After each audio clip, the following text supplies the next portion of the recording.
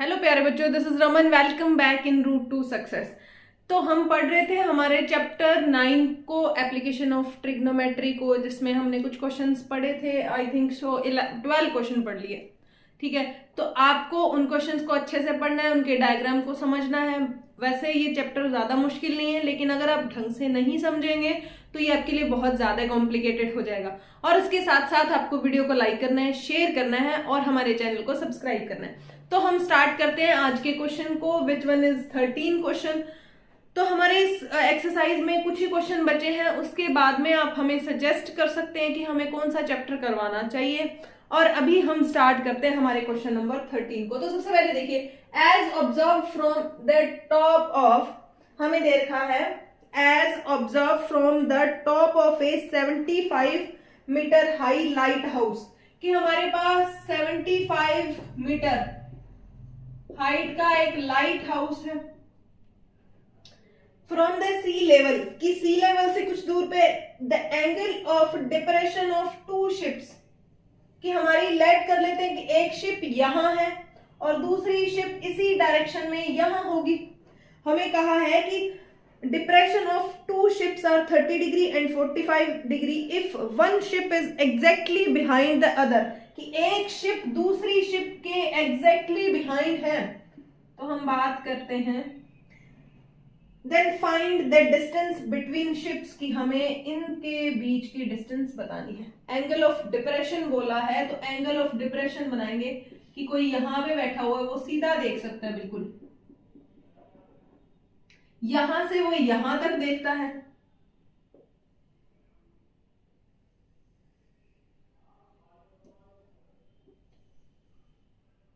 यहां से वो यहां तक देखता है, तो वो उसकी आई कितना मूव करती है, 30 डिग्री। अगर वो 30 डिग्री कर रही है तो ये भी कितना होगा, 30 डिग्री। क्यों? Alternate interior angle. उसके बाद में उसने कहा कि एक अदर शिप है,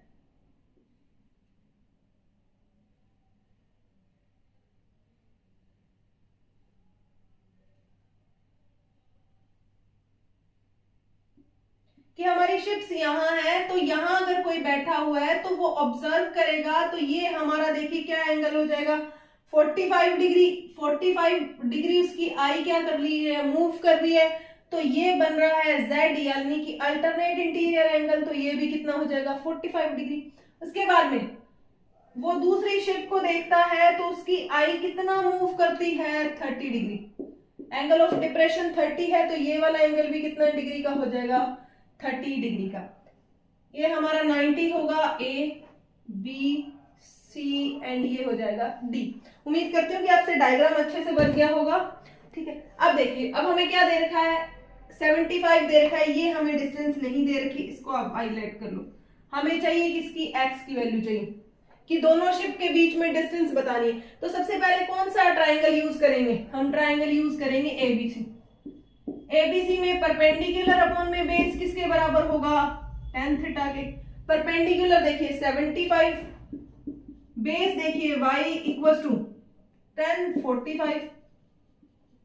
तो यहां से 75 अपॉन में y इक्वल टू 1, तो y की वैल्यू किसके बराबर आ गई है, 75 की।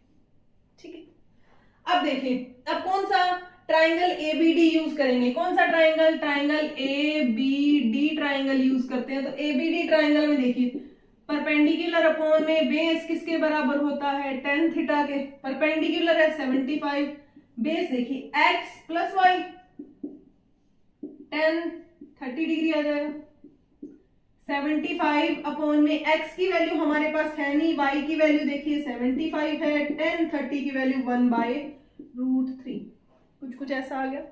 ओके, अब क्रॉस मल्टीप्लाई कर दीजिए, तो 75√3 इक्वल टू, यहां हमारे पास क्या आएगा, x प्लस 75, इसको इधर ले आइए, तो 75√3 माइनस 75 बराबर x।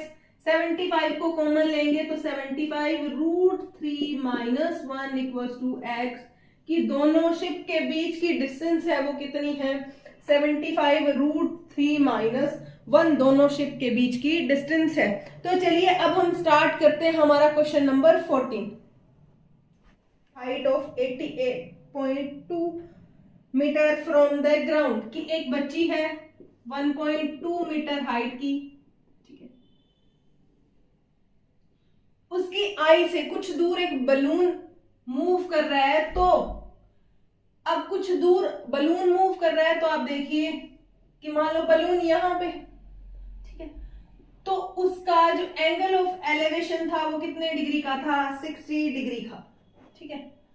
अब देखिए, अब वो बलून थोड़ी देर बाद में कुछ दूर चला गया, यानी कि यहां तक आ गया, ठीक है, यहां तक आ गया, तो एंगल कितने डिग्री का उस बच्ची को की आई से बनने वाला एंगल कितनी दूर पे चला गया, 30 डिग्री पे। तो एंगल ऑफ एलिवेशन कितना हो गया, 30 डिग्री हो गया। तो ये वाला पूरा एंगल कितना था, 60, ये था 30 डिग्री, ठीक है। अब वो कहता है कि ग्राउंड से हॉरिजॉन्टल लाइन पे 88.2 उसकी हाइट है, जो हमारा बलून उड़ रहा है, लेकिन हमें तो हमारा मेजरमेंट कहां से है, उस गर्ल की आई से उस बलून तक, तो वहां तक की डिस्टेंस ये हमारी 1.2 है, तो सिर्फ ये वाली डिस्टेंस हमारी कितनी हो जाएगी, 87 हो जाएगी, ठीक है। अब देखिए, अब हमें बताना क्या है, क्वेश्चन के अंदर हमें बताना है कि वो बलून यहां से कितनी दूर चला गया, यहां से यहां तक चला गया, हमें यही एक्स की डिस्टेंस फाइंड करनी है। तो चलिए स्टार्ट करते हैं। सबसे पहले ए बी सी डी और ई, इसको लेट कर लेते हैं। सबसे पहले कौन सा ट्राइंगल यूज करेंगे, ए ई डी। जब ए ई डी ट्राइंगल यूज करेंगे, परपेंडिकुलर अपॉन में बेस किसके बराबर होगा, tan थीटा के। अब देखिए परपेंडिकुलर कितना है, परपेंडिकुलर यही सेम रहेगा 87। बेस देखिए, इसके लिए इसको हम y लेट कर लेते हैं, ठीक है। तो ये कितना आ जाएगा, y इक्वल टू 1060। 1060 की वैल्यू कितनी आएगी, √3, या फिर इसको लिख लेते हैं 1060। तो हमारे पास 87 अपॉन में y इक्वल टू 1060 की वैल्यू आती है √3। तो यहां से y की वैल्यू किसके बराबर आएगी, 87/√3 के। इसी तरह अब हम कौन सा ट्राइंगल यूज करेंगे, ट्राइंगल यूज करेंगे ए बी सी। जब हम एबीसी ट्राइंगल यूज करते हैं, तो एबीसी ट्राइंगल में क्या होता है, परपेंडिकुलर अपॉन में बेस किसके बराबर होता है, tan थीटा के, ठीक है। अब देखिए परपेंडिकुलर हमारा क्या है, परपेंडिकुलर वही 87, बेस क्या है x plus y equal to tan 30 है, 87 x plus y equal to tan 30 की वैल्यू क्या आएगी, 1/√3। क्रॉस मल्टीप्लाई कर दीजिए, 87√3 equal to x plus y. हमने y की वैल्यू कुछ देर पहले फाइंड करी थी, तो उस y की वैल्यू को हम पुट कर देंगे यहाँ पे, तो ये आएगा 87√3 इक्वल टू x प्लस 87/√3। इसको इधर ले जाइए, तो क्या आएगा, 87√3 माइनस 87/√3, ऐसा आएगा, इक्वल टू x। अब 87 कॉमन ले लो, तो हमारे पास बचेगा √3 माइनस 1 अपॉन में √3 इक्वल टू x। एलसीएम ले, तो ये क्या आएगा, 87 √3 और 3 माइनस 1/√3, ठीक है, इक्वल टू x आ जाएगा। तो ये आएगा 87 इंटू 2 अपॉन में √3 आ गया। तो √3 को हटाने के लिए हम क्या करते हैं, रेशनलाइजेशन कर देते हैं। तो ये हमारे पास क्या बनेगा, 87 into 2 into √3/3 equal to x। अब देखिए 3 से डिवाइड होता है, 29 पे जाता है, तो हमारे पास 58√3 इक्वल टू x की जो हमारी डिस्टेंस है, जो बलून है वो उड़ के कितना गया है, 58√3 किसके बराबर है, x के बराबर है। तो हमारी ये जो डिस्टेंस आएगी वो 58√3 के बराबर आ जाएगी। उम्मीद करती हूँ कि आपको ये क्वेश्चन समझ आया होगा। अब हम चलते हैं हमारे नेक्स्ट क्वेश्चन पे। नेक्स्ट देखिए क्वेश्चन नंबर 15 में दे रखा है, a straight highway leads the foot of A tower, a man standing at the top of tower. कि एक स्ट्रेट हाईवे है, एक स्ट्रेट हाईवे स्ट्रेट हाईवे पे एक टावर है जिसपे एक मैन स्टैंड कर रहा है, यानी कि कोई आदमी खड़ा हुआ है, ठीक है। तो वो क्या करता है, वो एक कार को ऑब्जर्व करता है an angle of depression of 30 degree, कि वो यहां खड़ा हुआ है और वो वहां पे आ रही है, कार को ऑब्जर्व कर रहा है। तो इसका एंगल ऑफ डिप्रेशन कितने डिग्री का है, 30 डिग्री का, ठीक है। अब हमें दे रखा है which the approaching the foot of the tower with uniform speed, कि वो कार यहां थी, यहां से वो टावर की तरफ आ रही है, तो कुछ कुछ यहां आ गई यूनिफॉर्म स्पीड से, यानी कि स्पीड चेंज नहीं होती। हम लिखेंगे कि यूनिफॉर्म, इस वर्ड का बहुत ही इंपॉर्टेंट काम है इस क्वेश्चन में।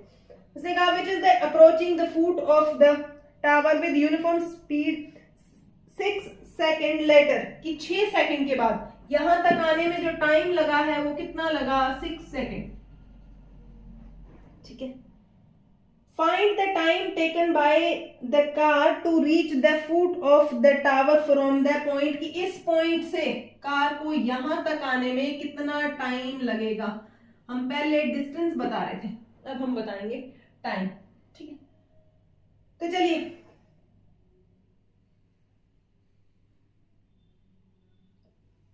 एंगल ऑफ डिप्रेशन था यहां पे 30 डिग्री था, तो ये 30 हो जाएगा। यहां पे एंगल कितना हो जाएगा, 60 डिग्री, तो ये भी कितना हो जाएगा, 60 डिग्री, ठीक है। कि देखिए कि कोई यहां पे खड़ा हुआ था, वो जब एक कार को देख रहा है तो वो 30 डिग्री एंगल ऑफ डिप्रेशन बना रहा है, यानी कि यहाँ पे 30 डिग्री बनाएगी उसकी आंख, तो Z बन रहा है कौन सा, अल्टरनेट इंटीरियर एंगल से, ये भी 30 हो जाएगा। फिर उसके बाद में कुछ देर बाद में 6 सेकंड के बाद में वो गाड़ी यहाँ पे आ जाती है। यहाँ आने के बाद में उसका एंगल ऑफ जो डिप्रेशन बनता है वो कितने डिग्री बनता है, 60, तो ये बन गया Z, तो ये भी कितना हो जाएगा, 60 हो जाएगा। अब हमें बताना है कि यहां से इस डिस्टेंस तक आने में टाइम कितना लगा। इसको A, B, C और D लेट करो, ठीक है। अब हम बात करते हैं, हमारे पास साइंस का एक फॉर्मूला होता है, distance equals to speed into time. अब देखिए, अब स्पीड क्या है, स्पीड तो सेम ही रह रही है ना, स्पीड सेम रह रही है, तो हम इसको सिर्फ v से डिनोट करते हैं, यूनिफॉर्म स्पीड को v से डिनोट करते हैं और टाइम को t से डिनोट करते हैं। अब देखिए, यहां तक आने में लगी, यहां तक की डिस्टेंस क्या होगी, डिस्टेंस क्या होगी, cd, तो cd किसके बराबर होगी, v तो यूनिफॉर्म स्पीड है, लेकिन टाइम कितना लग रहा है, 6 सेकेंड, यानी कि हम इसको लिख देंगे 6v। हमें चाहिए क्या, यहां ये वाली डिस्टेंस BC। अब चलिए, अब देखिए ट्राइंगल को यूज करते हैं। कौन सा ट्राइंगल, सबसे पहले ट्राइंगल ABD। ABD ट्राइंगल में परपेंडिकुलर H, हमें बिल्डिंग की हाइट दे रखी है, H है, हमें हाइट नहीं पता। अब देखिए H अपॉन में बेस देखिए क्या आएगा, BD प्लस CD बराबर क्या आ जाएगा, 1030। H अपॉन में BD प्लस CD किसके बराबर आ जाएगा, 1030 की वैल्यू 1/√3, तो BD प्लस CD बराबर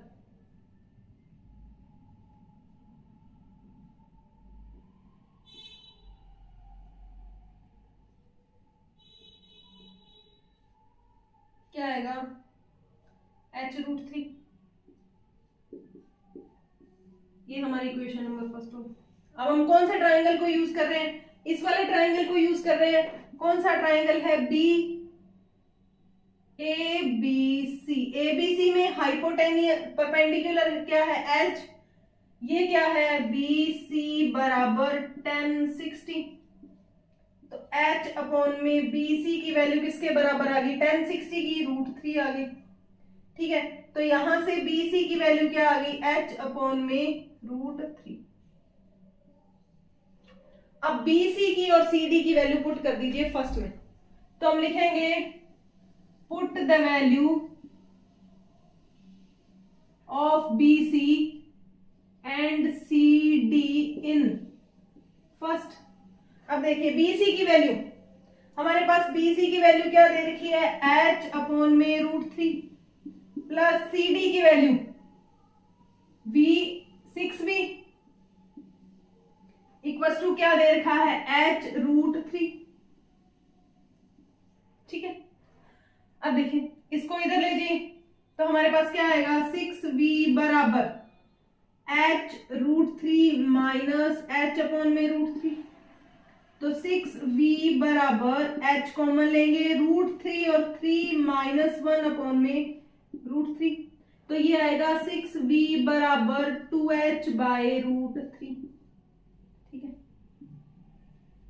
तो हमारे पास यहां पे h की वैल्यू किसके बराबर आ गई, 3√3 के बराबर।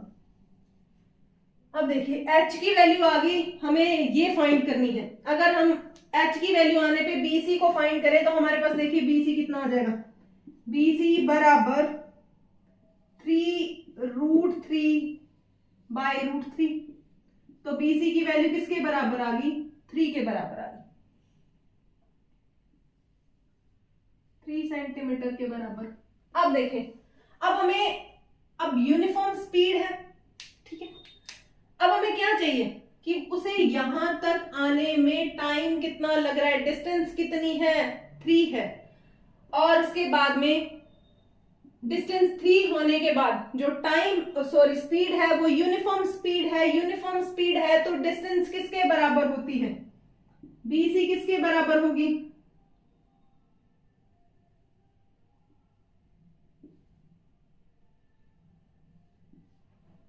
BC किसके बराबर होगी, distance into velocity into time.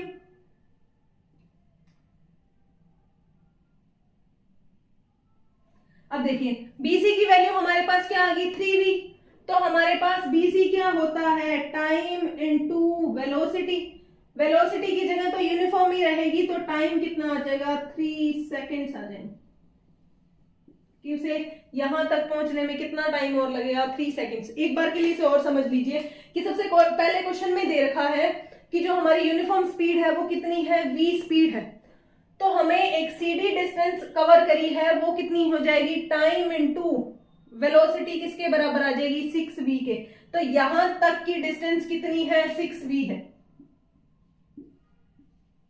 ठीक है, अब देखिए, अब हमने कौन सा ट्राइंगल यूज करा, सबसे पहले ABD ट्राइंगल यूज करा। ABD ट्राइंगल में h/BC प्लस CD आ जाएगा। यहां से जब हमने सॉल्व किया तो हमारे पास BC plus CD equal to h√3 आ गया, इक्वेशन नंबर फर्स्ट। अब हमने किसको यूज कर लिया, इस ट्राइंगल को। इस ट्राइंगल में देखिए ABC में हाइट h है, बेस कितना है, BC है। तो यहां से BC की वैल्यू कितनी आ गई, h√3। BC और CD की वैल्यू को हमने फर्स्ट में पुट करा तो हमारे पास देखिए क्या आएगा, 6h√3 प्लस 6V बराबर h√3। यहां से 6V को एक साइड रखा, h वाली सारी वैल्यूज को दूसरी साइड ले गए। अब देखिए हमने जब एलसीएम लिया तो हमारे पास क्या आया, 6V equal to h3 minus 1/√3। तो ये हमारे पास बचा 2h/√3 इक्वल टू 6V। 2 3 6 होता है। तो यहां से h की वैल्यू क्या आ गई, 3√3V आ गई। अब h की वैल्यू को हमने पुट कर दिया किसमें, BC के अंदर। तो हमारे पास BC की वैल्यू किसके बराबर आ गई, 3√3V/√3। √3 से √3 कैंसिल हो गया, BC की वैल्यू किसके बराबर आ गई, 3V के। और अब हम जानते हैं कि यहां तो हमें टाइम चाहिए, ये डिस्टेंस आई है, स्पीड यूनिफॉर्म है, तो यूनिफॉर्म स्पीड को हमने V ही रखा हुआ है और बचेगा क्या, टाइम। तो 3 × V है, तो हमारे पास टाइम कितना लग रहा है, 3 सेकेंड्स। उम्मीद करती हूँ कि ये क्वेश्चन आपको समझ आया होगा, थोड़ा सा अलग है। तो आज का हमारा ये चैप्टर एप्लीकेशन ऑफ ट्रिग्नोमेट्री यहीं खत्म होता है। आप इसके लिए सजेस्ट कर सकते हैं कि इसके बाद आपको कौन सा चैप्टर पढ़ना है। चलिए, थैंक यू। आपको वीडियो को लाइक करना है, शेयर करना है और हमारे चैनल को सब्सक्राइब करना है।